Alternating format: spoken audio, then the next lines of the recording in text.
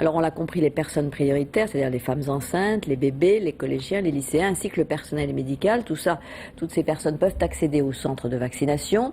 Et on l'a appris hier, une seule injection est nécessaire, sauf pour les petits, les moins de 9 ans. À ce jour, 750 000 personnes ont été vaccinées, y compris le personnel hospitalier.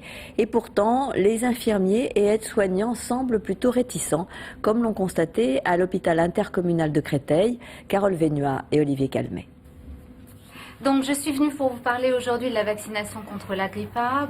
Avec sa casquette de médecin du travail, depuis quelques jours, le docteur Cherby multiplie les réunions d'information pour convaincre les réticents. Donc vous vacciner, c'est vous protéger, éviter d'avoir une forme grave. Et surtout protéger les patients.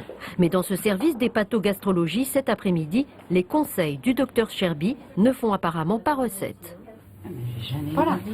Mais c'est pas parce que vous avez jamais eu la grippe que vous n'aurez pas la grippe A. Je sais bien. Je me suis fait vacciner contre la grippe saisonnière, mais je ne me ferai pas vacciner contre la grippe H1N1 parce que je suis quelqu'un qui n'a pas de maladie particulière. Moi, personnellement, je me suis plus penchée sur les effets indésirables du vaccin.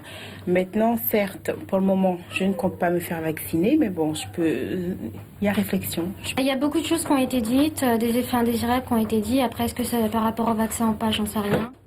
Dans cet hôpital, 37% des personnels de santé, toutes catégories confondues, se sont déjà fait vacciner contre la grippe A. Ça paraît peu, mais c'est plus que la moyenne nationale. Sur les 3 premières séances de vaccination qui ont été faites fin octobre, début novembre, on avait une couverture à peu près de 429 agents vaccinés sur une population de soignants de 1855. Effectivement, c'est bien, c'est mieux, mais on aimerait encore aller plus loin. On a beaucoup vacciné aux urgences, pneumologie, c'est vraiment les 2 services où les agents ont bien réagi à nos informations.